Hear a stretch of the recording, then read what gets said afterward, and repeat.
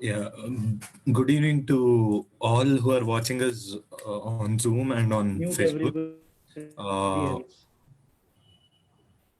uh, Today, on the sixth episode of critically appraising the draft NEP 2020 that has been in talks since the cabinet has approved it on 29th of July.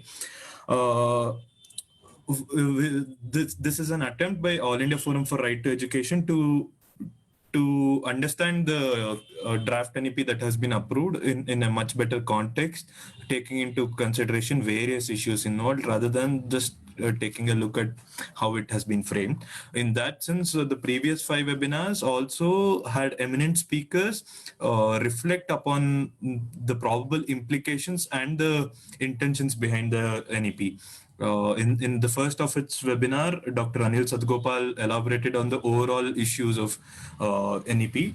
It was followed up by Professor Hargopal presenting as the political economical context of the context within which the NEP is being formulated. Professor Joga Singh in his seminar uh, elaborated upon the much debated issue of the languages and the medium of instructions that as proposed in the NEP and the probable implications of the same. And Ramesh Patnaik sir, in his webinar, actually elaborated on the 10 new issues that the NEP poses forward. Prince Gajendra Babu sir elaborated on how the NEP can sabotage democracy and usually takes over the rights of the states. In this sense, in continuation of our in continuation to help us understand various other aspects of NEP, we have with us an esteemed speaker today, uh, uh, Dr. Ganesh Devi sir. Ganesh Devi sir is a critical thinker, cultural activist, and is known for building up institutions, including People's Linguistic Survey of India and Adivasi Academy that he has created. He had received a Kendra Sahitya Academy Award for his English book After Amnesia that was published in 1992. However, he has been with the field of activism and also has contributed to the movements in the country in an enormous way. In one such of his acts, he returned the Kendra Sahitya Academy Award that he was presented with, owing to the thought that the democratic spaces in the country are shrinking. He has served as a professor of English at the Baroda MS University, and has also he has now given up his academic career to work with denotified and nomadic tribes and Adivasis. He has to his name a lot of works, including the Dakshinayan institution that he has created for for building up movements of the artists, writers, and intellectuals in the southern states. In this sense, without much delay, I call upon Dr. Ganesh Devi sir to elaborate on his topic for today, NEP betraying the hopes of the young in the knowledge century. Thank you very Sir. much for that kind introduction. I'm thankful that the Right to Education All India Forum thought of asking me to share my thoughts on this education policy. I must confess to the audience that I have generally not liked the present government, and therefore I tend to form a negative opinion as soon as, or even before, I see any of their policies. And in that manner, I have not liked the education policy. But is that the only reason? Is it my mindset or attitude? Or is it just because what the present regime calls the Khan market intellectualism or urban Naxalism or award wapsists or traitors or whatever? Is it just that? Or is there a more serious reason for not liking the policy. And for this forum, I would like to make a serious presentation rather than making an angry populist presentation. The policy is national education policy.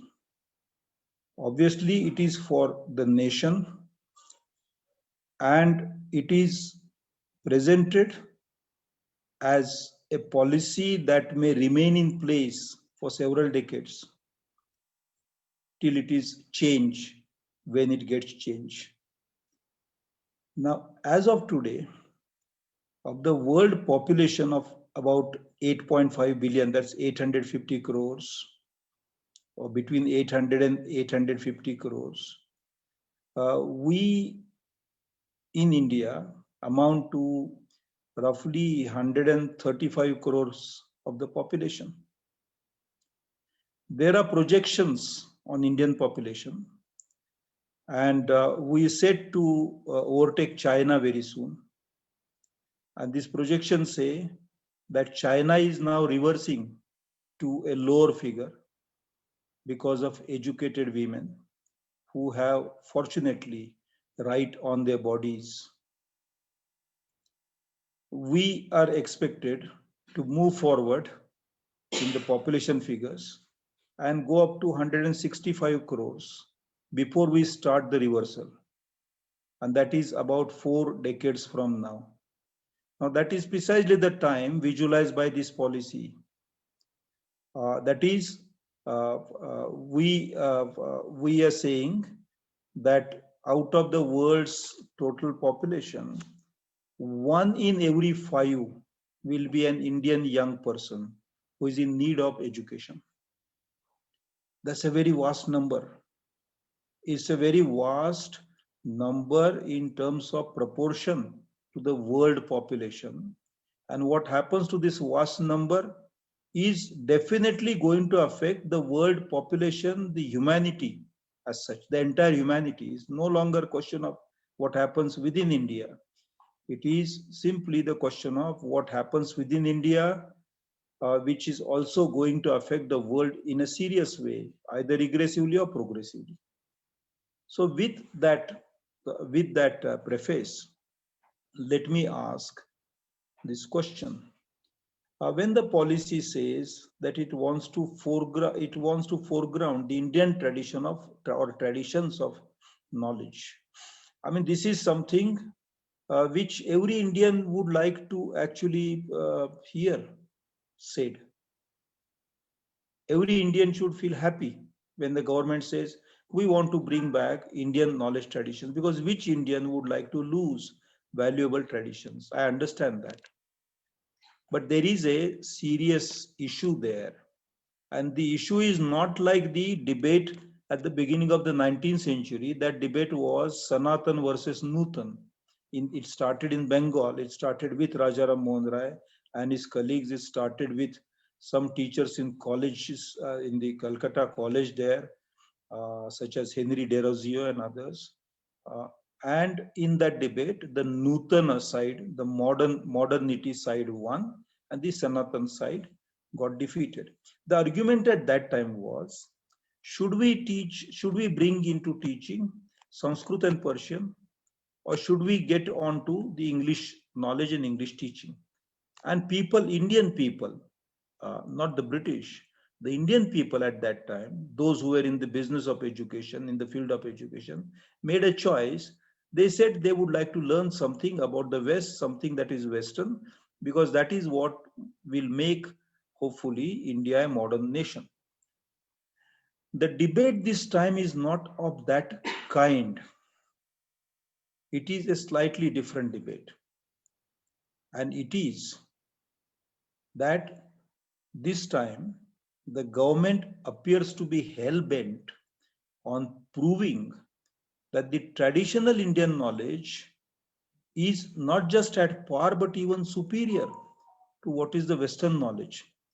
It is not the question of choosing between the West and Indian knowledge that is facing us. It is the question of calibrating the compatibility of the two traditions, which was not the challenge for the 19th century generation. Calibrating the compatibility between the two traditions or two sets of traditions, because there is not just one single tradition of knowledge in India and a single tradition of knowledge in the West. So two sets of knowledge traditions, whether they are compatible, and if they are not compatible, does that leave us any choice? Is the policy saying that you have that as well as this, and then you choose for yourself? Or is it saying that we want to privilege one set of traditions of knowledge or the other set of traditions of knowledge? I will dwell on this question a little bit before coming to the point why this policy simply is a betrayal of the young people in this country. So, the compatibility of the two sets of traditions. Did India, in all sympathy, in all enthusiasm, I asked this question and I answer it most generously. Did India produce any useful knowledge in the past? The answer is yes, of course, it did. I mean, Indians lived here, survived here they have been on this land for the last 45,000 years, as genetic tells us. They've been around for the last 7 or 8,000 years. As we know from the agricultural history, we know from the history, as history is written at least for 3 millennium, that is 1,000 years before Christ and 2,000 years after Christ. They've been around, and we know something about some existence even before that in the Indus Valley. That's roughly 5,000 years. We feel comfortable of talking about Indians. And they did produce knowledge related to metallurgy, architecture, medicine, mathematics, astronomy, hydraulics, building boats, growing crops, curing and treating people, arranging for transportation, making bullock carts. They knew metallurgy, therefore adding woodcraft to metallurgy. All those things they knew. I'm not denying that. But there was a certain method in knowing. There was a certain philosophical foundation which constituted these disciplines. And whether that philosophical method or method of constituting those knowledge fields will be compatible with the methods of constituting the knowledge fields that we know as Western knowledge, or knowledge which is now universal knowledge. And the answer there is, after a lot of careful thinking, my answer is no. I wrote a little book on this subject and I'm showing it to the audiences. It is called The Crisis Within Indian Knowledge and Education. And here in this book, I did not talk about problems of teachers and their promotions, or problems of students and overcrowding, or problems of having no classes or no labs. I discuss in that book precisely this question as to what has been the tradition of knowledge in India, how it is constituted.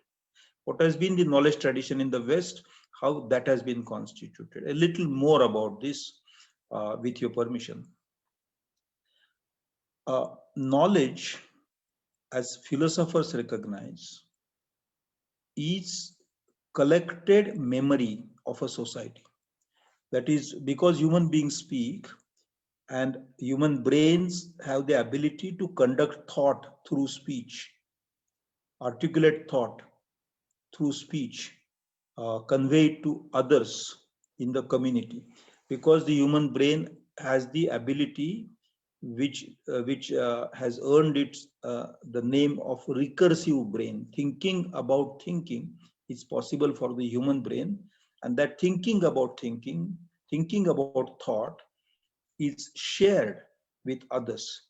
And when that is shared, it is no longer that person's thought or my thought. It becomes thought in the objective space, impersonal space, neither mine nor her or his. The thought in the impersonal space accumulates over generations. that accumulated thought or accumulated memory of thought is what becomes knowledge in any civilization. There's a fabulous book which is written by Pablo Rossi. It is called The Art and the Logic of Memory. This book details how the Western tradition of memorization, memory storing, memory transmission from one generation to the next generation resulted into a system of classification in physics, in chemistry, in botany, in zoology, how different, in mathematics, how different tables cropped up, and finally, how beginning with Bruno, and then, of course, Galileo, and finally Leibniz, Gottfried Leibniz, the German French, the French Swiss thinker, finally managed to pull together all these different classifications and put them under a single system of classification where knowledge became verifiable. That is, the external thought could be verified, and one could say whether this was logical structure or not logical structure. If it was logically, if it was, the thought was fitted, insight was fitted into a logical structure, it became knowledge. It got reception as knowledge. It became part of what is known as the universal knowledge. If it did not, even if the insight was brilliant, it did not gain the status of knowledge.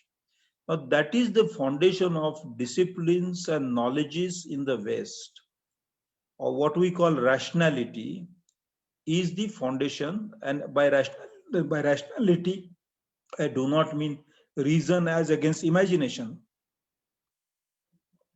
By rationality, I mean the classical definition of that term, the ability of the mind to understand and know. So this knowledge system, this accumulation of memory, classification of memory, subsets of memory of generations, subsets of insights of generations, classified into disciplines, subjects, interrelated, interconvertible, became a set of knowledge traditions in the West. In India, verification was not the method used for assessing insights. Those traditions within India, whether they originate in the Buddhist thought or in the Upanishadic thought, depended more on prajna, that is self-testified insight, self-testified realization. External testification, external testimony was not required. And the guru became the self-certifier of knowledge. What the guru had was knowledge. There's a brilliant conversation in in Panini about what is Upadishta, what is knowledge, what is well said knowledge. And Panini, being the cunning, brilliant, thinker he was, he said all that the shishtas say is Upadishta. That means the gentle folk know what it is. And who are the gentle folk, who are the shishtas? Then he says those who have got Upadishta are shishtas. So it's a circuitous definition. Knowledge has no external referee. This policy, this has been the tradition of knowledge building in India. I'm not saying that it is inferior knowledge, inferior to Western knowledge. I'm also not saying it is superior to Western knowledge. All that I'm saying is, in acquisition of a knowledge tradition, the mind gets a certain training, and that training can only be of a certain kind. I mean, if you are in a car and you want to drive it, you can drive it in the reverse gear and go back, or you can go forward, but you cannot go at the same time backward and forward in any given car in the world. Similarly, any mind in the world, the cognitive apparatus will be completely stressed, fatigued, and fail if two different types of accumulation of memory and classification of insights and testification or testimonies and proof and evidence or manner of building of reason, causality are forced upon that mind. The mind will not learn. It will become an ugly go down of all kinds dumped in that go down, and it will not produce anything worthwhile. I think I said enough about this. There is one more thing to be said about the Indian tradition of knowledge. And there I will also say, in the Western tradition, knowledge created classes. And this term class itself is there from the first day of the child's entry in the school. The child enters a class in a school. And ultimately, when the child grows up in the Western tradition, that child gets into a social class. That's a blame. That's a blemish for the Western tradition. It's a hugely discriminatory tradition of education. Here, I'm not talking of knowledge, but talking of educational processes. In India, there have been two very major tragedies in the history of education. And just as we recognize the discriminatory Western education, we also must recognize and own the responsibility for that within our tradition. These two were, one was the caste and the other was colonialism. The caste colonialism, of course, brought these two traditions in confrontation. And finally, the wise forefathers that we had of the 19th century and the early 20th century decided that for modernizing India, we need to shed the burden that we have accumulated and get into a wider playing field of knowledge and accept a lot of Western knowledge. We did not accept it for music or cooking, but we did accept it for engineering and medicine to some extent. And we certainly accepted it in the field of architecture to a large extent. We built upon the native skills and the Western knowledge and created a compromise.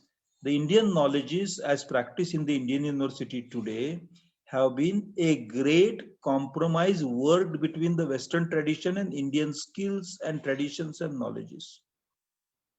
The methods developed in Indian schools and colleges and universities have been a great, wonderful compromise, synthesis of a very productive nature. And that's how Indian students are at home in Indian society, and they also do very well when they go outside. This policy says that it will foreground ancient eternal knowledge. Now, I know how translation works between Sanskrit and English, and therefore I submit for your consideration that when we want to use the word prachin in any Indian language, the English translation is ancient.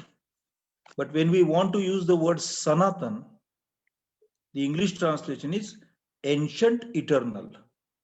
So they want to bring the Sanatan knowledge in the center, and the policy clearly says that this will be a guru-oriented, teacher-oriented policy. I have never heard of any education policy anywhere in the world, whether it is Russian, whether it is Argentinian, Spanish, Britain never produced such policies, but they gave freedom to the institutions to produce policies, except for some directives in the 19th century and early 20th century, and mainly for the colonies. But I have not heard of policies which say that teacher is the center of knowledge production and teaching, education. Policies have said knowledge is at the center. They also said the child is or the learner is at the center. But to make the teacher as the center ties up with this Sanatan attitude. In this Sanatan tradition, the guru is the self-testifier of knowledge. And the child who learns is supposed to learn without asking questions. In the list of values that this policy has stated, not once, but at least 3 times, the word disciplined is the first word. So the child has to be disciplined, obedient child who will respect the Guru.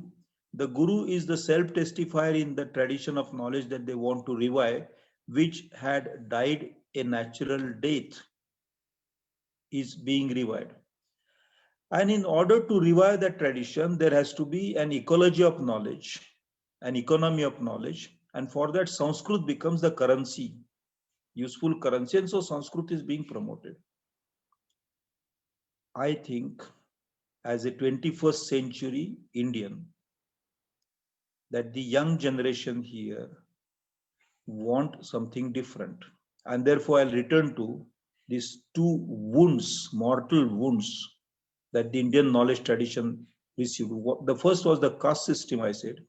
The caste system disallowed the knowledge gathered through the senses, the perception, the sensory organs, touch, smell, the feel of the weight, anything coming out of labor or skill related to craft was denied entry in the Guru Shishya, Guru Shishya complex of knowledge.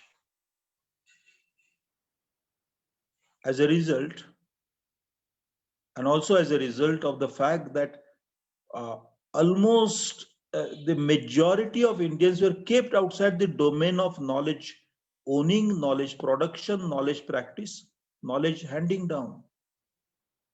As a result of that, the knowledge is produced by the craftspeople, the laborers, by women, did not reach the Indian stock of knowledge. That is, we produced a lopsided knowledge tradition, which even before the learning begins, has sanctioned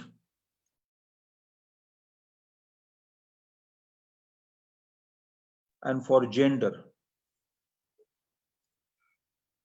You know that in one of the Upanishads, a teacher asked the child, and what is the name of your father? And when the child says, okay, I don't know my father's name, the teacher sends that child away to the forest and says, come after 12 years and tell me what you learned. Be on your own. But that is only anecdotal. This was a vast social problem. I mean, we have an account of what was being taught before the British set up their schools here. There are wonderful books about the 18th century learning and teaching in India. But the fact is that in every village and every town, a large majority was left out of the domain of knowledge. That was a mortal wound to our stock of knowledge. It did not grow, evolve the way it should have evolved together with the evolution of the needs of the society in the changing complexities of our economies, changing complexities of our production and labor practice and land relations and gender relations and so on. The second wound is that of colonialism. Colonialism rendered us as pale shadows of the colonizers. We lost nerve. We lost self-confidence. We started miming. We started lapping up everything that came from the West as knowledge, even if it was not knowledge there. And we started looking at everything that existed here as non-knowledge, even when it was useful knowledge, except in very few areas, to a large extent, as I mentioned earlier, music.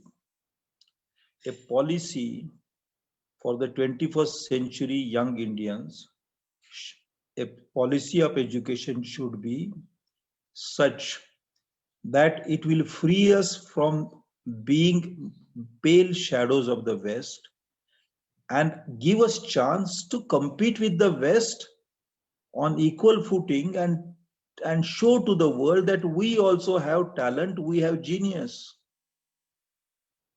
It should also be a policy which will include the knowledge of the tribes, knowledge of the caste, knowledge of women, That's a large majority, the largest majority of the Indian society.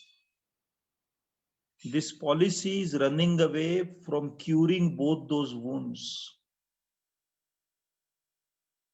in order to wear a mask of self-pride, self-glorification, and beating one's own chest saying, look, this is 56 inches. But in reality, it will render the Indian students unfit for competing with the rest of the world and unfit to cope with today's problems in today's terms. They might start approaching today's problems in some old terms and start glorifying myths which are best left as being myths, glorifying certain faint memories of past glory and thinking that those faint memories of past glory are and thinking that that hallucination is reality, so it will cheat the generation. I will now come to this is the philosophical take on this policy. This policy has at its heart an unviable understanding of knowledge for today. Even if it is imposed on us, the generation which receives that kind of knowledge will collapse as a generation in no time and regret for being victimized by this policy. That's one. There is then a more practical question, and that is, we have at least in theory a school in a village of 650,000 school villages. We have those many schools at least on paper. The new policy says that it will now change it to cluster approach. That means in every 10 or 20 villages there will be one cluster, and the teachers will be appointed to the cluster and not to the school. And that means for every given cluster, let's say of 10 villages, 9 villages will stop having schools, and only one village will hold on to the falsehood that all 10 villages are being educated. Whose villages are these that will suffer? These are the villages where the tribals of India live. They will suffer. They will be pushed out. They'll be pushed under. They'll be pushed back. And the mortal wound that the Indian education has received historically will be deepened because them not reaching the classroom means their knowledge will not reach the classroom. Next, if some of the Indian texts that are and thinkers that are listed in the policy are taken seriously by state-funded universities, because the state-funded universities simply obey bureaucratic orders without generating a critical question for those orders. That has been the tradition since our education system is a gift of the colonial education system, where the education inspector could talk down to the headmaster. If that happens, and if those thinkers and their texts are taken seriously, or allied texts are taken seriously, take it from me that Manusmriti will come to be seen as more sacred than the Constitution of India. A text which says that women and animals are at par, women and beasts are at par, will be seen as more sacred more than the text which says that all of us are equal. This education policy will deal a mortal blow to our idea of democracy. Forget about the questions related to what will happen to college teachers, school teachers, whether it is 4 plus 3 plus 5 plus 2 or 1 plus 6 plus 8. All those are real issues, serious issues. Each issue needs to be discussed and resolved. But what I am saying is the understanding of knowledge itself in this policy, or the understanding of knowledge which is at the heart of this policy, is a deeply flawed understanding of knowledge.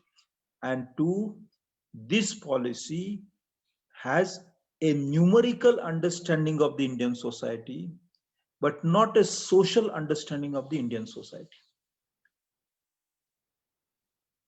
That is, this policy neither has the wheels nor the body of a car for it to go ahead and deliver to the 21st century young people in India what they deserve, what they need, what the Constitution has guaranteed, what the right to education has guaranteed for them, and what will be necessary. Forget if the Constitution has guaranteed or not, what will be necessary to meet their aspirations as human beings, living beings in the 21st century. Because the rest of the world is not going to stop by and watch India exercise this experiment. The rest of the world will keep moving forward, and India will find itself marooned into some faulty understanding of what knowledge is. The numbers are too large. The world is changing every minute. Knowledge is rushing ahead at a speed that is unprecedented. We're talking not just of entering the virtual world, but we're actually talking of entering space beyond the earth and attaining an escape velocity. I'm all for venerating, respecting old classics, but I like to respect them as old classics. I'm all for love for my country, but I love the people in the country and not some idea of the country generated in Nagpur. I am above all for those who were kept deprived of knowledge and education in the past. It is our country's obligation, moral obligation, moral responsibility, historical responsibility, which we must discharge. Fulfill the promise of making every Indian an equal Indian, equal in knowledge.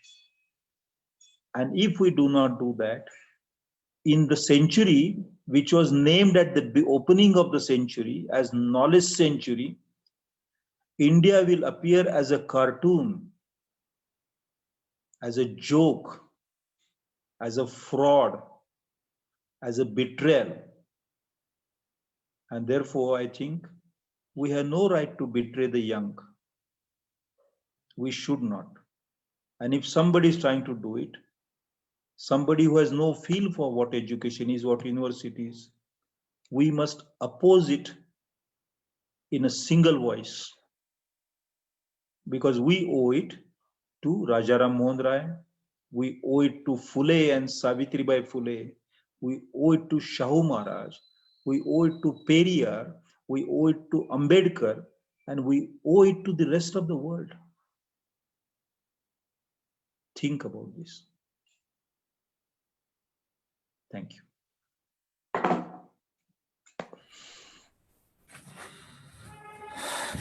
That was quite an enriching talk by Dr. Ganesh Devi, sir.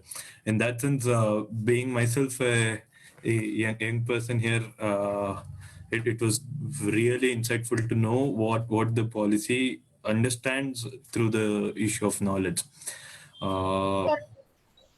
अच्छा फिर हो गया ना मुझे Now translate we'll call upon Ramurthy sir for him to translate what Ganesh Devi sir has just spoken about into Hindi, so that our Hindi viewers could also understand.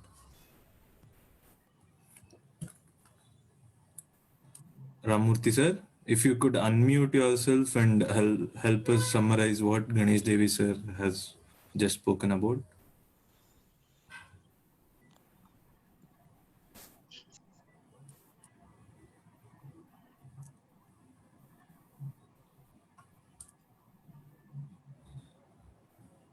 if there is some difficulty at his end.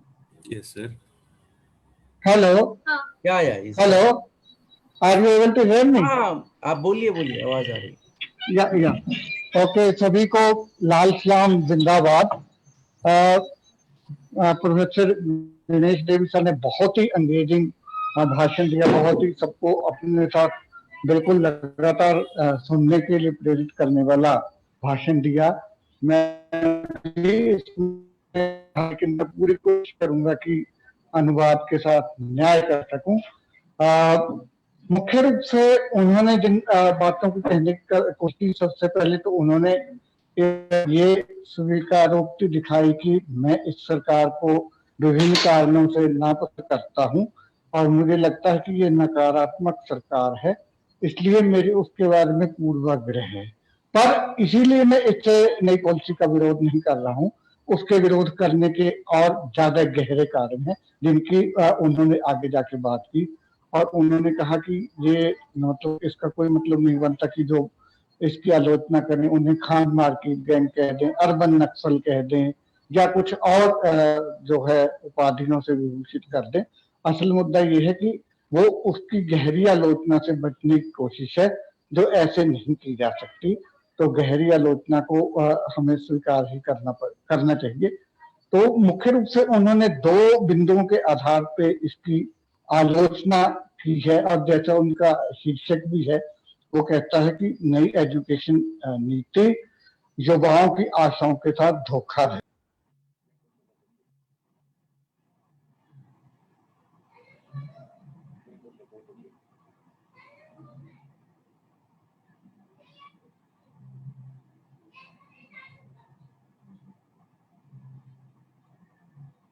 आपकी आवाज नहीं आ रही है.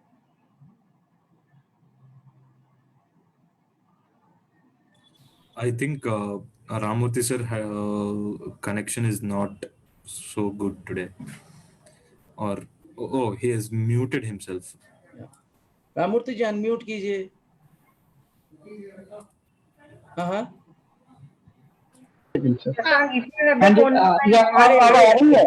आ रही है. Okay, हाँ अब ठीक है. मैं अब नहीं दिक्कत होनी चाहिए. चलिए बोलिए. ओके, मुख्य रूप से एक तो जो ज्ञान के आधार हैं उनके बारे में उन्होंने चर्चा की, जिसकी मैं अभी बात करूंगा. और दूसरा कुछ प्रावधान है उनकी, उन्होंने विशेष रूप से बात की. पहले ज्ञान के संदर्भ में उन्होंने बहुत ही विस्तार से इसके दार्शनिक आधारों के ऊपर एक आलोचनात्मक जो है अपनी वक्तव्य दिया है, जिसमें सबसे पहले उन्होंने इस बात से बात की कि मुख्य रूप से 19वीं शताब्दी में अगर हम देखते हैं कि उस समय के जो भारत के समाज सुधारक थे राजा राम मोहन राय और हेनरी डेरोजियो वगैरह, उनमें एक बहुत ही जो है गंभीर बहस हुई जिसे हम नूतन और सनातन की बहस के नाम से जानते हैं, जिसका मुख्य मुद्दा ये था कि राजा राम मोहन राय और कुछ दूसरे लोग ये कह रहे थे कि हमें आधुनिक पश्चिमी ज्ञान को हासिल करना चाहिए और संस्कृत और ज्ञान और फारसी में उपलब्ध ज्ञान क्योंकि आधुनिक आवश्यकताओं के अनुसार नहीं है, इसलिए इसकी जगह आधुनिकता पर आधारित ज्ञान को हासिल करना चाहिए जो अंग्रेजी में है. इसके बरक्स बहुत सारे लोग ये कह रहे थे कि हमें भारतीय ज्ञान को ही हासिल करना चाहिए.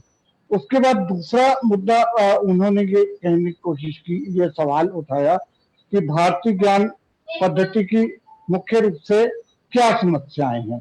तो मुख्य रूप से ये समस्याएं उन्होंने चिन्हित करने की कोशिश की कि इस बात में कोई दो मत नहीं है कि भारतीय ज्ञान परंपरा है और भारत में काफी सारा ज्ञान पहले से जो है वो व्याप्त था, जिसमें वो कहते हैं कि इस ज्ञान को हम सिंधु घाटी की सभ्यता से कम देख सकते हैं, जो आज से लगभग 5000 वर्ष है, जिसमें धातु का विकास, मेटलर्जी, शिप बिल्डिंग, बोट बनाना, बुलकॉट बनाना, किसी किस्म का गणित वगैरह काफी सारे विषय थे जिनके ज्ञान हासिल था, लोगों को ज्ञान प्राप्त था. पर अब ये सवाल उठता है कि क्या वो ज्ञान पद्धतियां आज की ज्ञान पद्धतियों के अनुसार हैं या क्या उनमें उसी तरह का जो है एक विकास और परिष्कार हुआ है जो 21वीं सदी की जरूरतों के अनुसार है। तो उसमें वो दो समस्याओं को चिन्हित करते हैं। वास्तव में पहली समस्या ये है कि ये जो ज्ञान परंपरा है ये अपने जमाने में उस समय के हालात पर के अनुसार ठीक होंगी, लेकिन इनका विधिवत विकास उस तरह से नहीं हुआ जिस तरह से पश्चिमी ज्ञान का विकास हुआ और उनका लगातार जो है संवर्धन हुआ। एक तो इस लेवल पे समस्या है। तो दूसरा उन्होंने कहा कि इसकी कंपैटिबिलिटी यानी अनुकूलता का अपने आप में समस्या है जो कहा। अब उन्होंने उसके बाद दो मुख्य अंतर पश्चिमी ज्ञान विकास परंपरा और भारतीय ज्ञान परंपरा के विकास में करने की कोशिश की। तो उन्होंने कुछ बहुत ही अच्छे रेफरेंस दिए जिनके बारे में हम पढ़ना चाहिए। एक उनकी अपनी किताब है प्रोफेसर गणेश देवी जी की, the crisis of Indian knowledge, भारतीय ज्ञान का संकट। और दूसरा उन्होंने रेफरेंस दिया पाब्लो लिवी, जो मुझे समझ आ पाया, जिनकी किताब का जिक्र उन्होंने किया आर्ट, लॉजिक एंड मेमोरी। तो उसमें पाब्लो रॉसी या आई एम सॉरी फॉर इनकरेक्शन, या पाब्लो रॉसी, जिनका उन्होंने हवाला दिया आर्ट, लॉजिक एंड मेमोरी। तो उसके बाद उन्होंने कहा कि अगर इन किताबों को पढ़ेंगे तो हमारा ज्ञान का जो परिप्रेक्ष्य है, ज्ञान विकास किस तरह से होता है, उसका संवर्धन और प्रसार कैसे होता है, तो हम इसको बखूबी की सहायता से समझ सकते हैं।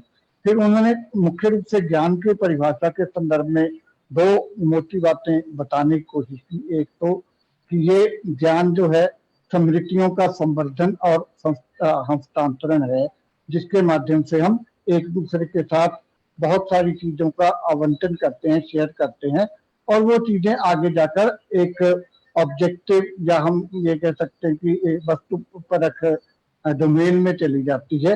वो एक सामूहिक ज्ञान हो जाता है, वो किसी का एक व्यक्तिगत नहीं रहता। फिर उन्होंने इस बात का विस्तार से जिक्र किया कि पश्चिम परंपरा में ज्ञान का संवर्धन किस तरीके से हुआ।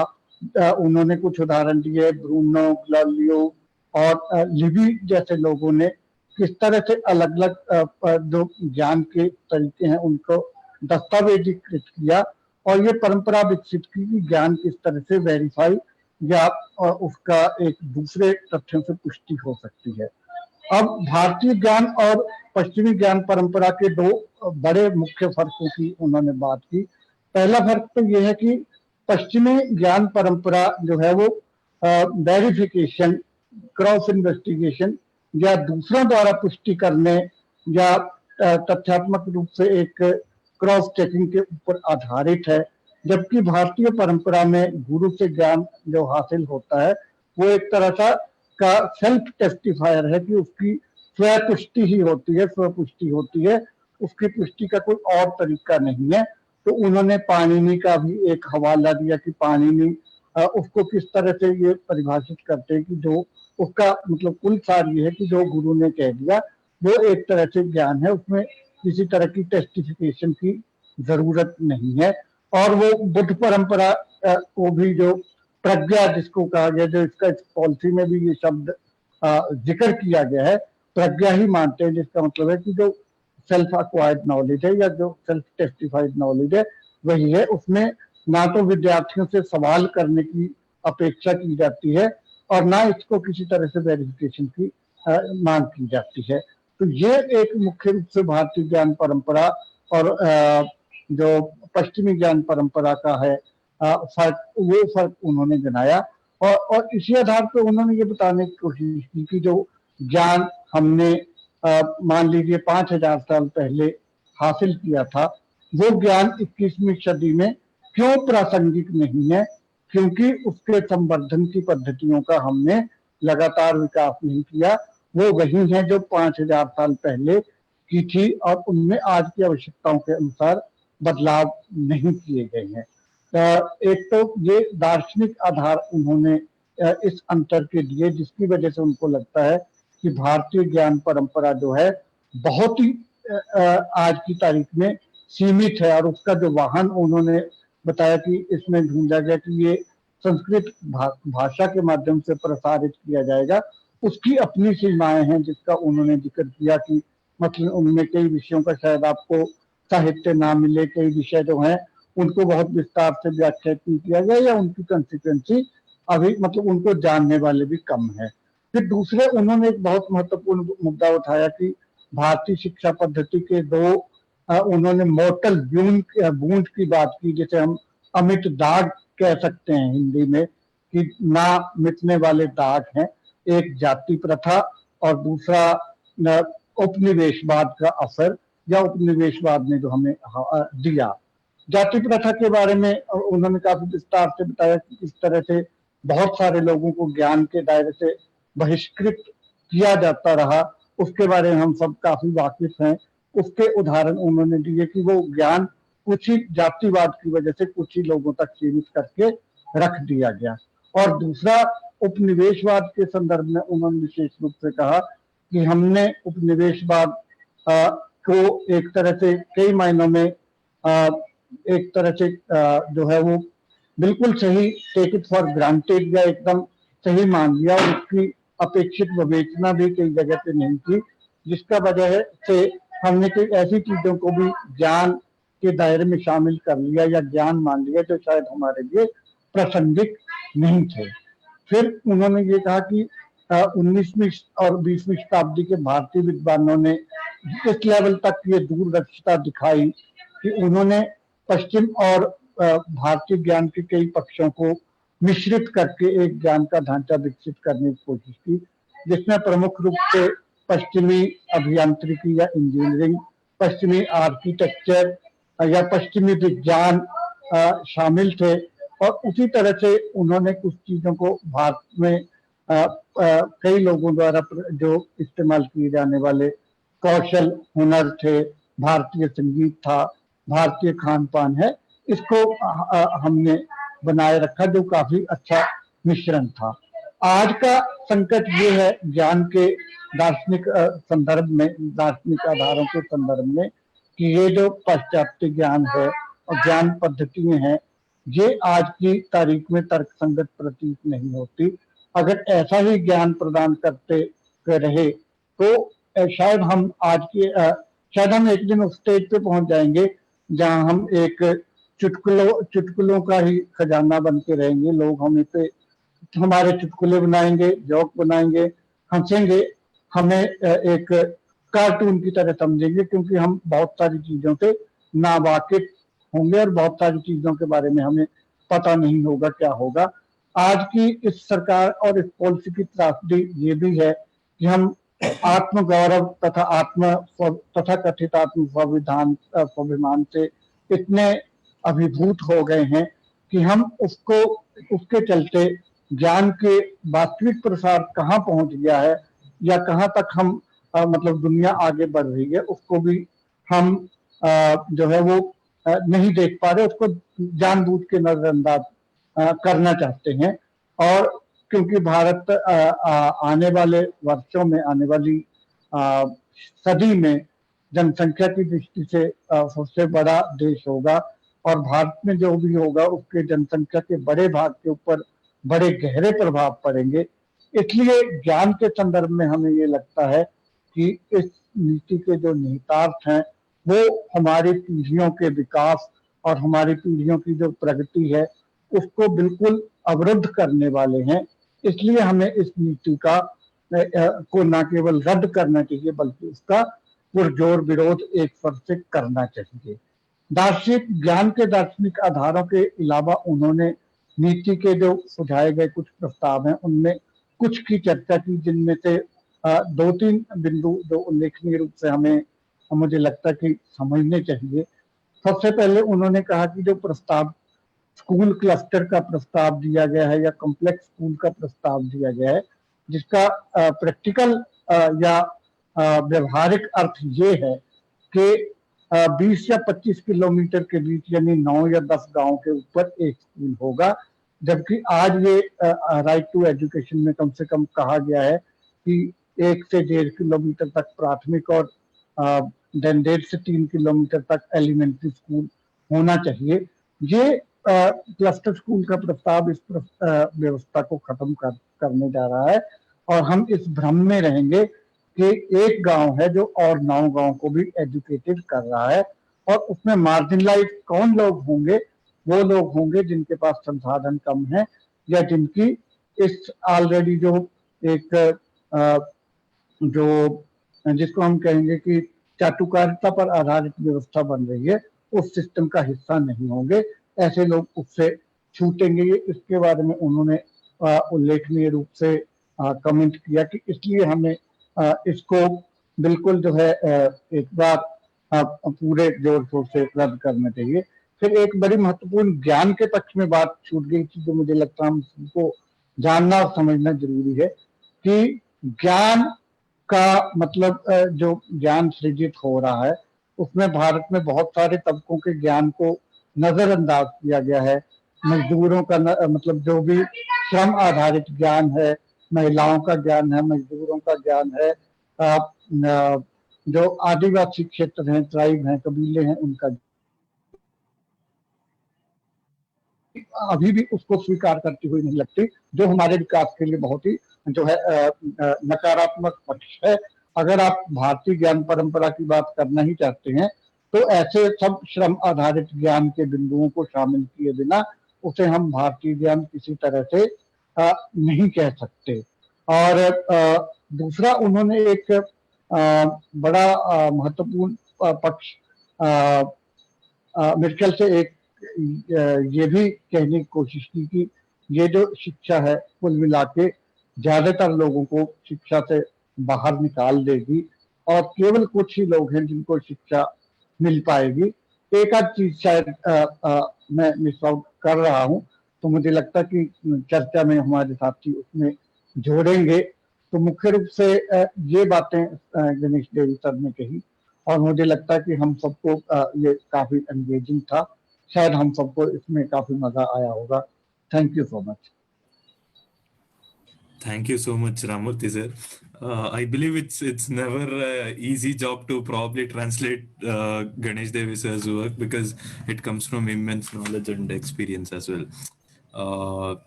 Thank you so much for summarizing it for us.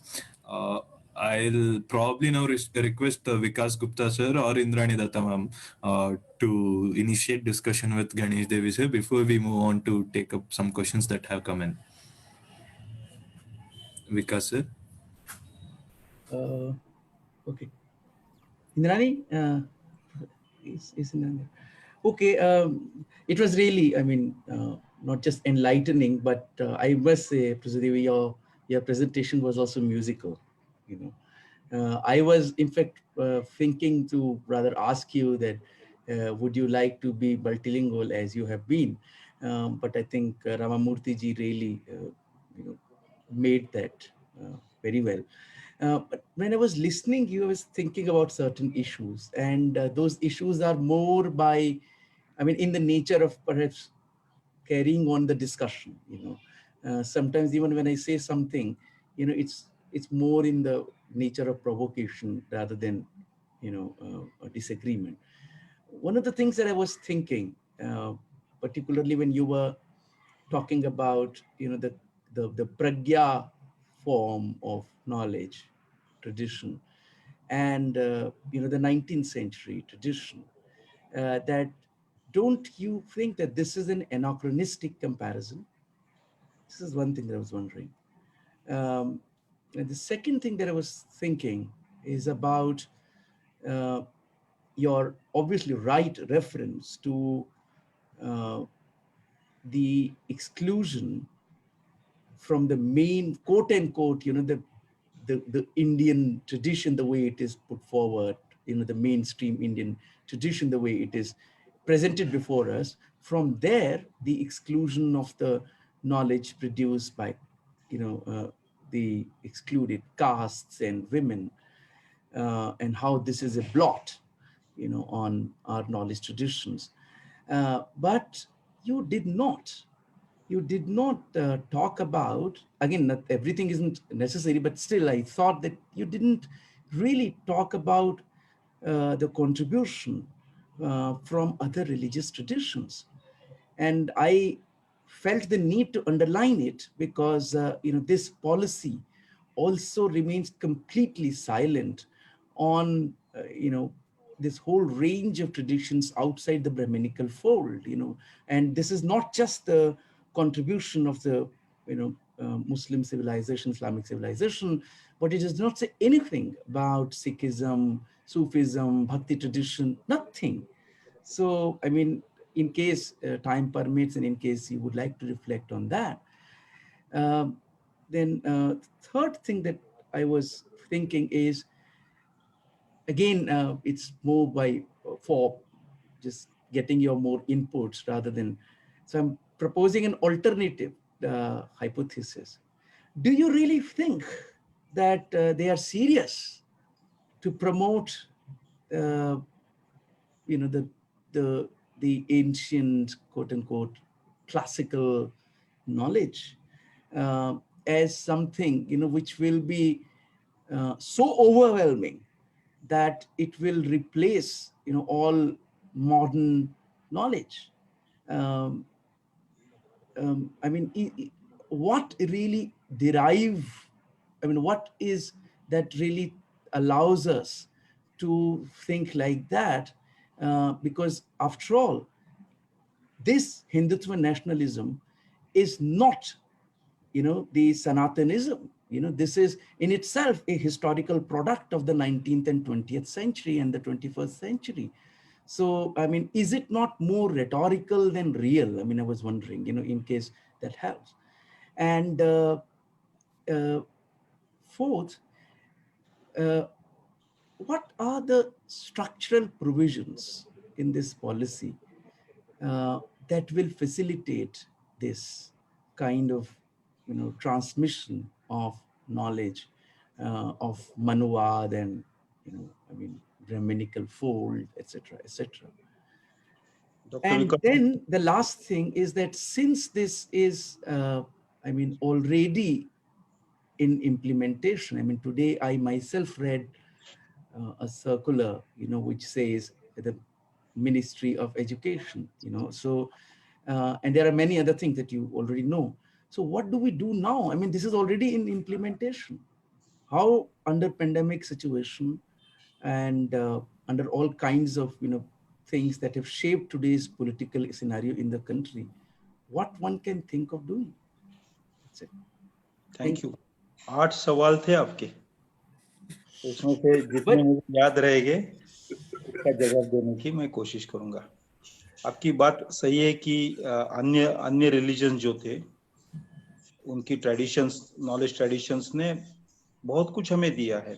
जैसे जैन ट्रेडिशन में से हमें समय का भान, क्योंकि जो कुंद 4th century thinker, he spoke about time in terms of atoms as if time is matter, और वो बहुत फैसिनेटिंग इंसाइट थी उनकी। काला अणु, काल का अणु, एटम ऑफ टाइम, इस तरह से उन्होंने बात की थी। जैन फिलोसॉफी में समय के बारे में और मैटर के बारे में, दोनों के बारे में बहुत अच्छी तरह से सोचा गया था।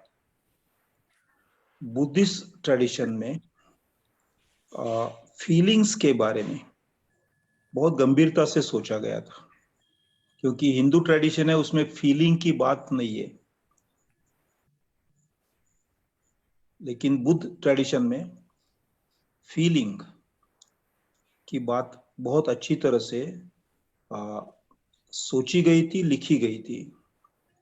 उसी तरह से इस्लामिक ट्रेडिशन जो है उसमें से हमें क्राफ्ट से लेके म्यूजिक तक और फिलोसॉफी से लेके पोएट्री तक बहुत कुछ मिला है।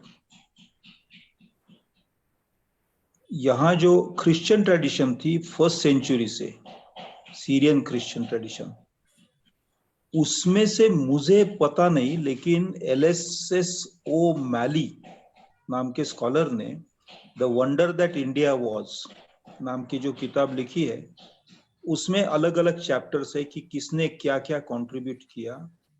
महाराष्ट्र में महानुभाव होते थे जो हिंदू भी नहीं होते, महानुभाव जो है पंथ है, उन्होंने बहुत कुछ प्रोड्यूस किया है। ओरल ट्रेडिशन जो है राजस्थान में नोमैडिक कम्युनिटीज की, उसमें बहुत प्राचीन समय से एक अलग हिस्टोरियोग्राफी का अंदाज था। एग्रीकल्चर में जो जुटे थे लोग, उसमें नॉलेज ऑफ एग्रीकल्चर ये काफी था। मैं देख रहा हूँ कि जो जूम सिस्टम है आदिवासियों की, जूम यानी जिस जूम पे हम मिल रहे हैं अभी, वो नहीं, जो शिफ्टिंग कल्टीवेशन है, सोइंग है, उसके कुछ उनके प्रिंसिपल्स अपने ढंग से बने थे, जिसमें मिथ, साइंस, प्रैक्टिस और लेबर एक स्पेक्ट्रम में बनते हैं। जैसे पश्चिम की तरफ के जो साइंसेस बने हैं, उसमें भी काफी मिथ होती है।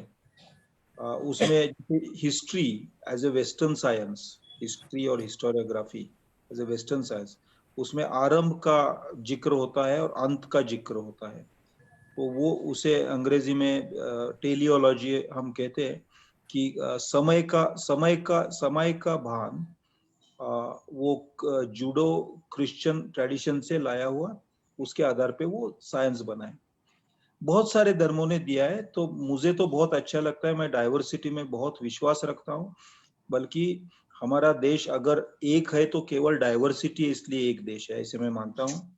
और डाइवर्सिटी जिंदा रखने के लिए जब भी मैं कोशिश कर सका जिंदगी में, तो अपनी यूनिवर्सिटी की नौकरी छोड़ के मैंने डाइवर्स कल्चर्स, डाइवर्स लैंग्वेजेस उसके पीछे घूमता रहा। आई एग्री विथ यू, इस पॉलिसी में उसका नामोल्लेख भी नहीं है, ये डाइवर्सिटी का।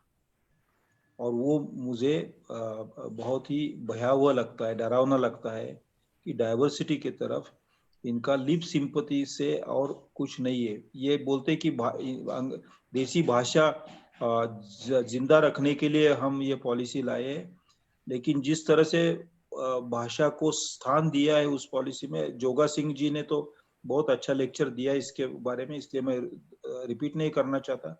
लेकिन आधे से ज्यादा जो नॉन शेड्यूल लैंग्वेजेस है इस पॉलिसी के जरिए मर जाएगी 10 या 15 साल में, बहुत बड़ी संख्या में। खैर, वो एक मुद्दा है डाइवर्सिटी का आपका। दूसरा है कि इन्होंने अगर इम्प्लीमेंट किए तो हम क्या कर सकते हैं। तो हम जो भी कर सकते हैं वो हमें संवैधानिक ढांचे में ही करना है। लेकिन संवैधानिक ढांचे में इकट्ठा होने का अधिकार है हमें, और अभिव्यक्ति का अधिकार अभी भी है। और अगर देश के 750 या 60 यूनिवर्सिटी, 780 यूनिवर्सिटीज है, उस हर यूनिवर्सिटी में हम अभिव्यक्त होते हैं कि ये पॉलिसी नहीं चलेगी, तो इम्प्लीमेंट करते हुए भी ये पॉलिसी पे रोक लगाना पड़ेगा गवर्नमेंट को। मैं आपको एक एग्जांपल देता हूँ। सिटीजनशिप अमेंडमेंट एक्ट पार्लियामेंट में पास हुआ, लोकसभा में हुआ, राज्यसभा में हुआ, और राष्ट्राध्यक्ष ने भी उसके ऊपर स्वाक्षरी की। तो हम कह सकते थे कि कानून तो हो गया। अब पार्लियामेंट से एक अंडू कैसे करना, कानून तो बन गया है, बच्चा पैदा हुआ है, उसको वापस वूम में कैसे डाल सकते हैं, नहीं हो सकता। लेकिन जब छोटे माइनॉरिटी की औरत भी साहस लेके रास्ते पे उतरी, तो सरकार को वो कानून इंप्लीमेंट करने पे रोक लगानी पड़ी। ये तो कानून भी नहीं है, पॉलिसी है। इस पॉलिसी को लेके कानून बनने वाले हैं अब पार्लियामेंट में। बहुत सारे कानून बदलने पड़ेंगे, क्योंकि आप जानते हैं डॉक्टर विकास गुप्ता की यूनिवर्सिटी का जब एग्जिस्टेंस होता है, बर्थ होता है, तो एक तो असेंबली या तो पार्लियामेंट के कानून से यूनिवर्सिटी बन सकती है। एडमिनिस्ट्रेटिव ऑर्डर से यूनिवर्सिटी बन नहीं सकती। यूनिवर्सिटी वो एक प्राचीन यानी पिछले 100 साल से चला आया एक हम कानूनी गुरु दायरा है, एक तरीका है। तो अभी तो कानून बनने वाले पार्लियामेंट में, उसके लिए जो रेगुलेटर्स है वो, उसकी बात मैंने की नहीं आज, क्योंकि आपके अगले मंगलवार और शुक्रवार को भी सब्जेक्ट चाहिए आपको कुछ। रेगुलेटर्स के वर्टिकल जो बनाए हैं वो इतने परेशानी पैदा करने वाले हैं कि पूछिए मत। ने जो एक वर्टिकल होगा वो निगरानी रखने वाला होगा, दूसरा वर्टिकल होगा वो पेडागोजी वाला होगा, इस तरह से जो किया है उससे एक का ताल्लुक दूसरे के साथ नहीं होने से पूरा क्योस पैदा होगा। और चाहते हैं और हाँ, ये चाहते हैं। और अपने गिरीश कर्नाड, मैं धारवाड़ में रहता हूँ, गिरीश कर्नाड का गाँव है। गिरीश कर्नाड का तुगलक आपने देखा होगा नाटक, उसमें तुगलक जब कानून बदलता है, तुगलक ने डीमोनेटाइजेशन किया था, तो उस समय 2 ठग कैरेक्टर से उसमें वो लोगों के पास से पैसा इकट्ठा करते हैं। तो unofficial agents of the government will collect huge amounts from educational institutions because of lack of coordination between the regulators. आप देखिए, अगर ये पॉलिसी आई और उस तरह से रेगुलेटर्स बने तो 10 या 15 साल के बाद मैं लाइटर वेन में कह रहा हूँ, जोक के रूप में कह रहा हूँ, आप कहीं कोट मत कीजिए, लेकिन हर लड़का या लड़की शादी करते समय वो बोलेगा कि ये रेगुलेटर्स के साथ जुड़े हुए कुछ पद पे हो ऐसे ही शादी करनी है, क्योंकि वहां बहुत पैसे मिलते हैं। वो करप्शन का मार्केट होगा, इस अभी भी है ही, वो खत्म करने के बजाय उसको उन्होंने open market for educational corruption, education से जुड़ा फिनेंशियल करप्शन वो बना दिया है। क्योंकि इनके बहुत सारे सांसद अपनी संस्थाएं चलाते हैं। आप उड़ीसा में जाके देखिए या तो आप साउथ में जाके देखिए, तो वहाँ पैरामीटर्स पूरे नहीं करे तो भी इंस्टीट्यूट ऑफ एक्सलेंस का स्टैंप लगाया गया। कुछ जगह तो बच्चा पैदा भी नहीं हुआ उसके पहले उसको डिग्री अवार्ड की गई थी। जियो नाम की एक यूनिवर्सिटी की केस आपको शायद आप भूले नहीं होंगे अभी तक। तो दैट इज द थिंग। बाकी जो कंपैरिजन की बात कही, मैं 19th सेंचुरी के शुरू में मॉडर्निटी और ट्रेडिशन में बहुत बड़ा डिबेट हुआ था, उससे पूरा समाज चर्निंग हुआ था, सामाजिक चर्निंग, बड़े बड़े थिंकर्स ने उसमें हिस्सा लिया था और उसको लेके फिर मॉडर्निटी की तरफ भारतीय मन अट्रैक्ट होने लगा। उस डिबेट का और आज के डिबेट का जो ये सरकार ने हमारे सामने रखा है कि आपको इंडियन ट्रेडिशन वाला नॉलेज नहीं चाहिए, कि आप देशद्रोही है, आप अंग्रेजों के या इटालियन नॉलेज के गुलाम है, इस तरह का जो डिबेट है उस दोनों में कंपैरिजन नहीं हो सकती, ये मैं बात कर रहा। बाकी समय कम था, ऐसे बहुत भी था, इतने 30 मिनट 40 मिनट में बहुत कुछ कह सकते हैं, कोशिश की मैंने, लेकिन और ज्यादा समय होता तो और ज्यादा कहता।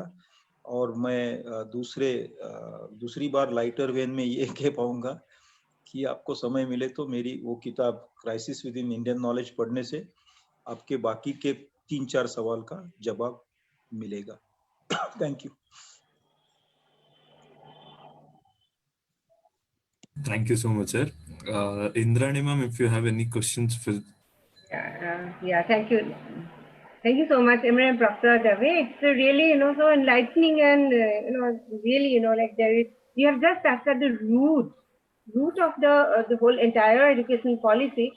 So far, we are more concerned with what would be its effect upon the disempowered or deprived groups and all those. In that line we are thinking. But what you have said is much more dangerous. When it's going to change the entire knowledge tradition. I mean, it's unthinkable, like it's what you have said, like we can go back what the writings of what used to happen during 18th century, 19th century before pre-independence and the type of things that were happening, like if you are going to have regress to that kind of a society, that kind of a mindset, then I mean, I don't know really, so dangerous, so frightening, like that is what you have said. It's really, we need more, like maybe we will organize more. We will want to more in our webinars. Indrani Datta ji, no, you want to ask question or should I respond to what you said? I have one more question for you. I mean, this is of course you will say, and there, Modi ji, I mean the Prime Minister, he used to say that, like in this policy, we will teach how to think rather than what to think. I mean, this he keeps on saying. I think 2, 3 lectures he said this. I mean, this is very, scary to think. Like it will make people think, make students think how to think, and rather than what to think. But I think that it's both. Yeah, I mean, this policy would try to make us how to think and what to think as well. Maybe I'd like to hear more from you about this regarding this. And this others, I have got the answers. ये है कि अगर किसी बच्चे को हम बुलाए room में और उसको ऑर्डर करे कि थिंक, और वो बच्चा डरा है, तो वो थिंक नहीं कर सकेगा। इंटिमिडेशन के एटमॉस्फेयर में नॉलेज ग्रोथ संभव नहीं है। और इन्होंने स्कूल के क्लासरूम के साथ जो बाल भवन की कल्पना है और कॉलेजेस को जो कहा है कि सामाजिक काम में जाना है, ये दोनों असलियत में आरएसएस शाखा स्थापना के लिए जगह करने की बात है, आपके और मेरे टैक्स के पैसे से। और स्थिति स्कूल्स में और कॉलेजेस में भी डर की स्थिति रहेगी हमेशा, क्योंकि वो सुबह सरस्वती वंदन से ही स्कूल की शुरुआत होगी और डाइवर्सिटी को मारा जाएगा। एक ही प्रकार के लोगों ने नॉलेज प्रोड्यूस किया है ये बताया जाएगा। साइंटिफिक थॉट को सेकंड क्या थर्ड प्लेस भी नहीं मिलेगी, क्योंकि ये कहने लगेगे कि हमारे यहाँ प्लास्टिक सर्जरी होती थी, हमारे यहाँ स्पेसक्राफ्ट चलते थे वगैरह, और उस पे अगर हम क्वेश्चन करते तो सजा हो सकती। इस तरह का डर पैदा किया जाएगा। तो इसलिए we will teach students how to think. ये तो होगा नहीं, व्हाट टू थिंक भी नहीं होगा। We will tell students what to think, ये होगा। एक छोटी फिल्म है, डॉक्यूमेंट्री फिल्म, आप प्लीज सर्कुलेट कीजिए सबको। उसे अवार्ड मिला था, इंटरनेशनल अवार्ड, 5 मिनट की है। उसका टाइटल है 2 + 2 × 2 = 5 = 5। 2 + 2 = 5। मैं उसकी स्टोरी आपको बता सकता हूँ, बहुत 2 मिनट की स्टोरी है। टीचर आता है क्लासरूम में और ब्लैक बोर्ड पे लिखता है, लिखना शुरू करता है, लेकिन बोलता है बच्चों हमारे हेडमास्टर आज कुछ बोलने वाले। तो स्कूल में जो लाउड स्पीकर होता है उसमें से आवाज हेडमास्टर की आती है और वो आवाज कहती है बच्चों आज आपको बहुत इंपॉर्टेंट लेसन मिलेगा, वो जिंदगी में कभी मत भूलना। आवाज बंद हो जाती है। फिर टीचर ब्लैक बोर्ड पे लिखते हैं 2 + 2 = 5। तो वो पूछते हैं कि ये किसको सही लगता है। तो कुछ बच्चे हाथ ऊंचा करते हैं। तो इतने में बाहर क्लासरूम के बाहर खड़े बड़े से बच्चे या छोटे से टीचर अंदर आते हैं और गन लेके जिन्होंने हाथ ऊंचा किया उसको शूट करते। उनका जो लोही है, उनका जो खून है, वो ब्लैक बोर्ड पे उसके छींटे उड़ते हैं। फिर टीचर लिखना शुरू करता है 2 + 2 = 5। All children write 2 + 2 = 5. Only one child who has written 2 + 2 = 5 scratches out 5 and writes 4. वहां फिल्म पूरी होती है। ये एटमॉस्फेयर क्लासरूम में रहेगा। अभी भी इनके नॉन स्टेट एक्टर्स यूनिवर्सिटी को किस ढंग से कंट्रोल करते हैं हमने जेएनयू में देखा है, जामिया में देखा है, जादवपुर में देखा है, और रोहित वेमुला किस ढंग से मर गया वो हमने अपने आंख से देखा है। ये इनकी शिक्षा नीति है। I feel very sorry for the young generation. और मैं इतने सख्त शब्द में मैंने बहुत गवर्नमेंट के सामने बहुत बार बोला है, लेकिन इतने सख्त शब्द में बोलने का मेरा मन इसलिए होता है कि मैं हर दिन ये देख रहा हूं। अंग्रेजों के समय भी कुछ खुल के लिख सकते थे, बोल सकते थे। लेकिन मैं इंद्राणी जी आपको एक भरोसा देना चाहता हूं कि हमारे यहाँ 1909 जब बोलने पे दबाव आया था, उसी समय टैगोर रविन्द्रनाथ भी थे, बल्कि गीतांजलि को नोबेल प्राइज 2-3 साल के बाद ही 1912-1913 में मिला था। और रविन्द्रनाथ ने एजुकेशन के बारे में जो लिखा है, वो पॉलिसी इन्होंने सेंट्रल क्यों नहीं बनाई? बंगाल के हर किसी ने पूछना चाहिए, आपने रविंद्र की अनदेखी कैसे की? रविन्द्रनाथ होते हुए एजुकेशन की फिलोसफी आपने उनकी क्यों नहीं ली? इन्होंने शुरू में अरविंद घोष का एक शब्द कोट किया है without giving quotation marks.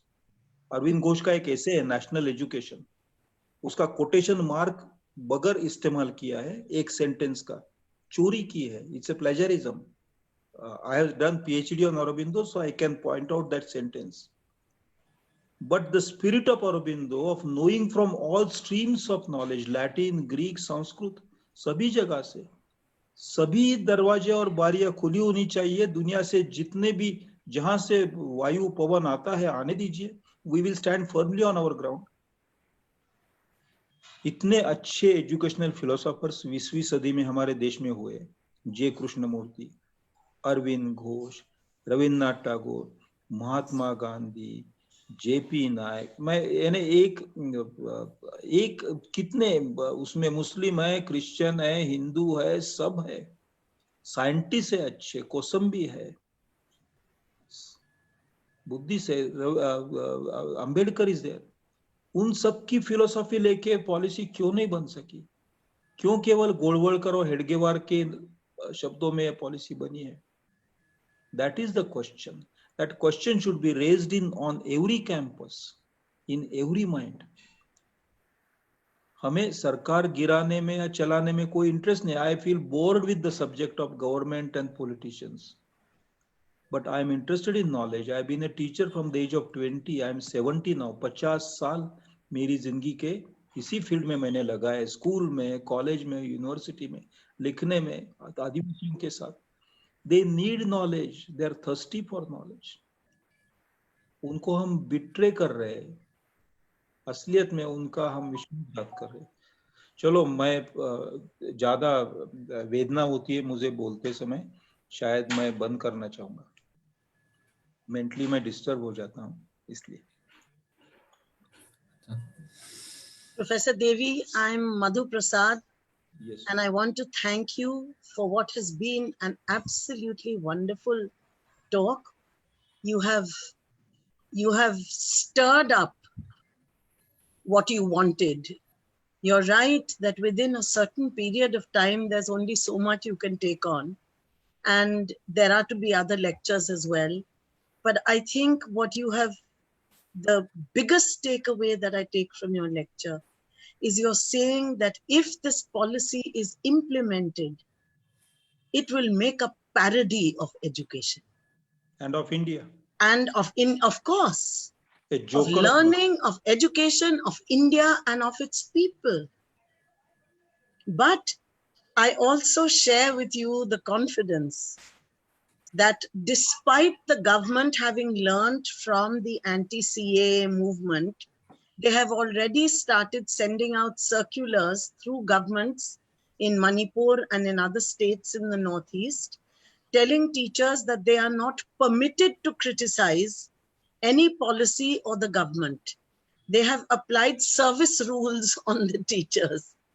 But I still think I share your confidence. And I'm sure your lecture will actually encourage people to take this path. I share your confidence that we will not accept this policy lying down. I want to thank you so much for today. जिंदाबाद Madhu ji. Zindabad. दूसरा questions. थोड़ा हल्का मैं आपको बताता हूँ। हमारे यहाँ मीडियोक्रिटी बहुत है। वो मीडियोक्रिटी जो है, it will beat this policy, क्योंकि उसका implementation it will make a pulp of this policy, और हम जहाँ थे वैसे वापिस पहुंच जाएंगे। तो इस भरोसे के साथ, with great faith in our mediocrity, we should and we will win. We will win. We will win. I agree with you. Thank you. Okay. Good night, everybody. Take care. Shashank, do you want to read anything from the viewers? Sir, if I may be permitted, could I read To out? quickly read. I mean, it's up to him. Whatever he wants to respond, given the limitation. Sure. Please do. Yes. There were 3 questions. Amarendra Pandey is asking, sir, you have delivered JP Memorial lecture at Vechi where you talked about a letter written by Narayan Desai in the second half of 2014. What I understand is that Narayan Bhai wrote about the role of larger society in the newly developing political atmosphere in the country. How will you link up NEP 2020 with the fears expressed by Narayan Bhai in his letter? So Amarendra Pandey has asked this. Suhas Kolhekar from NAPM is asking Professor Ganesh Devi sir, although the policy promotes Guru Shishya Parampara or the following of the Adesh, they have no place for creativity of teachers as a facilitator to the learner. On the contrary, this whole fraudulent exercise seems to be just to promote World Bank sponsored STARS project and impose online content they want in the name of knowledge and replace the teachers. Could you please comment on it? He has also noted that Dr. Pradnit Tadvi, a tribal doctor who was also forced to commit suicide in the series of suicides of research scholars in the country. From our Facebook page, there is a question from Vignesh Human. He asks, though NEP speaks of mother tongue based education, it is limited to scheduled languages in implementation.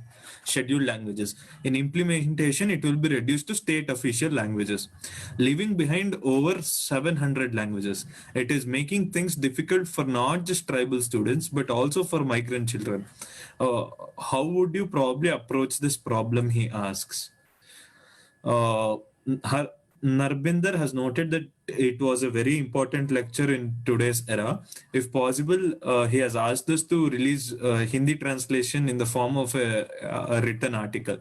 We'll try so in the upcoming days.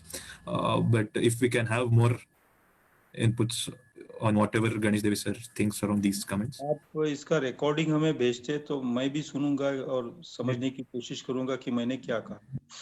Definitely, sir. We'll share. और world bank Suhas ताई को मुझे ये कहना है कि world bank की जगह, अब उनका सवाल बिल्कुल सही है, वर्ल्ड बैंक की जगह यूनेस्को कहना चाहिए, क्योंकि जो डेवलपमेंट गोल्स है उसकी बात यूनेस्को के सर्कुलर से जितनी आई थी उसके सभी वर्ड्स इस पॉलिसी में उन्होंने लगाए हैं, चिपका दिए इधर उधर वहां पे. तो और वो कॉस्मेटिक के रूप में लगाए. जैसे यूनेस्को की कोशिश थी कि एक भी भाषा नहीं मरनी चाहिए पढ़ाई को लेके, पढ़ाई के वजह से भाषा नहीं मरनी चाहिए, तो इन्होंने वो भी वर्ड्स लगाए कि एनकरेज ऑल इंडियन लैंग्वेजेस वगैरह. लेकिन नॉर्थ ईस्ट में जो सर्कुलर निकाले हैं वहां क्रिश्चियन इंस्टीट्यूशंस इनको अच्छी नहीं लगती और उनको भगाने की कोशिश कर रहे हैं, इसलिए वहां से सवाल ना आए ये वो बंदोबस्त किया है. बाकी भाषाओं के ऊपर मैं बहुत लंबी बात कर सकता हूं की होती, लेकिन जोगा सिंह ने आपके साथ, professor Joga Singh is very very knowledgeable, तो मैं मानता हूं, मैंने सुना नहीं उनका लेक्चर लेकिन आपको पहले से वो बेनिफिट मिला है. लेकिन मैंने एक सेंटेंस में ही कहा था कि आधे से ज्यादा नॉन शेड्यूल लैंग्वेजेस इस पॉलिसी मर जाएंगे. It has complexities, great complexities, लेकिन समय नहीं है. हाँ, मुझे याद है कि मैं जेपी नायक लेक्चर के लिए पूना में गया था और उसके कुछ समय पहले, 2-3 महीने पहले, नारायण भाई देसाई ने, जो महादेव देसाई के बेटे थे, उनका उसके तुरंत शायद देहांत भी हुआ लेटर के बाद, उन्होंने लेटर लिखा था और सबको इकट्ठा करने की बात की थी.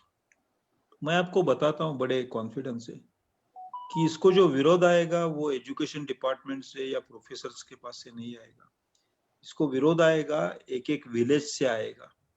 अब देखिए, अभी स्कूल्स शुरू नहीं हुए, एकेडमिक साल शुरू नहीं हुआ, लेकिन देहात के लोगों को शिक्षा का महत्व बहुत है, इसलिए कि उनके पास जमीन, अब आदिवासी की जमीन पहले 3 जनरेशन पहले 12 या 15 एकड़ होती थी, 2 जनरेशन पहले 6-7 एकड़ होती थी, अभी आधा एकड़ बनी है जमीन, आधा या 1 एकड़ जमीन, और वो जमीन से प्रोडक्शन नहीं ले सकता था, इसलिए बहुत साल तक उन्होंने स्त्री से प्रोडक्शन लिया है, स्त्री को मजदूरी करवा के कंस्ट्रक्शन साइट पे।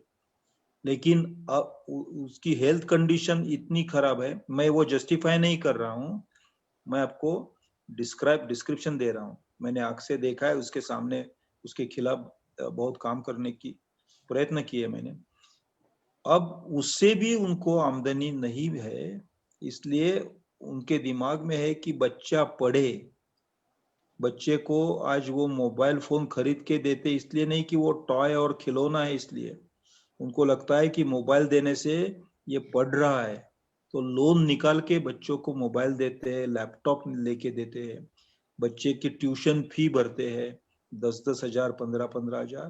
That is the only aspiration. इसलिए मेरे लेक्चर में मैंने कहा था उनके जो एस्पिरेशंस है उसका हम बिट्रेल कर रहे हैं। सबसे ज्यादा प्रतिकार इस पॉलिसी को विलेजेस से आएगा, और वो आएगा, जरूर आएगा। वो मोबिलाइज करने की जरूरत नहीं है, क्योंकि इसकी जो धग है, इसके जो क्या कहे, उसकी जो हीट लग रही है, ज्वाला से ताप लग रहा है, वो देहात में लग रहा है, जिसके पास पैसे नहीं उसको लग रहा है। उनको जैसे नागरिकत्व कानून में तो केवल बांग्लादेश से आए लोगों की बात थी, उनकी संख्या कम थी, तादाद कम थी, लेकिन इस समय इस पॉलिसी से जिनके ऊपर असर होने वाला है उनकी तादाद आज अगर 135 करोड़ पॉपुलेशन होगी, और उसमें से कम 40 करोड़ जो स्कूल से लेके हायर एजुकेशन तक उम्र के या तो स्किल ट्रेनिंग में होने चाहिए, इतने तादाद होगी, तो इसे कम से कम 15 से 20 करोड़ स्टूडेंट्स, यंग पीपल विरोध करेंगे। लेकिन हमें उनको क्यों विरोध है, क्यों करना चाहिए, ये अच्छी तरह से समझाना चाहिए। हम अगर बहुत सारे टेक्निकल शब्द, बहुत सारे कानून, बहुत सारी कानूनी बात उनके पास लेके गए तो वो समझेंगे नहीं। सीधी बात है कि ये शिक्षा आपके तक पहुंच नहीं रही है, और ये नहीं मिलेगी तो आपको व्यवसाय नहीं मिलने वाला। तो आप इसके बारे में क्या सोचते हैं?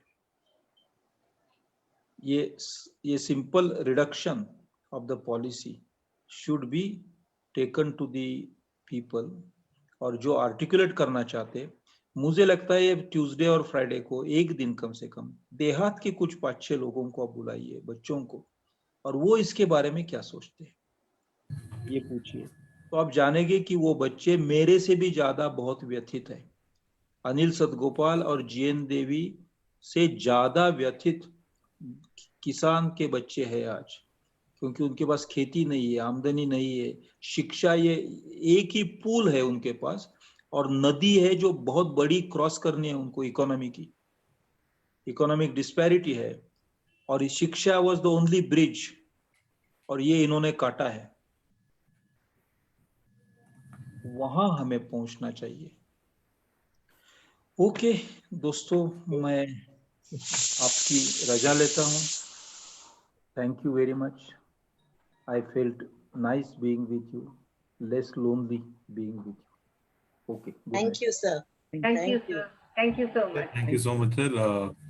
We'll take forward this. जिंदाबाद, गणेश देवी जिंदाबाद। Thank you.